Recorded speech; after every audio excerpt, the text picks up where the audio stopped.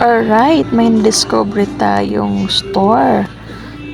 Ang paninda nila ay iba't ibang produkto na hindi mo kayang mabasa. Yes, may translator naman. Saka don't worry guys, may English name talaga siya.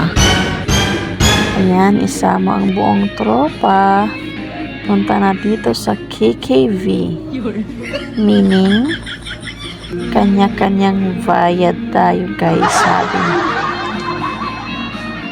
Pizza de Peligro ngayon, kaya kanya-kanyang bayad talaga ang pig natin. So, ano bang hanap nyo? Nandito na lahat.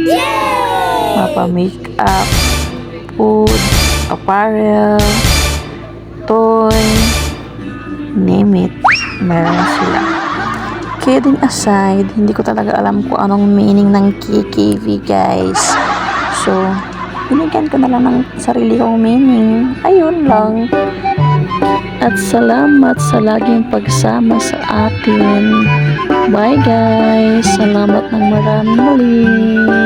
Mwah.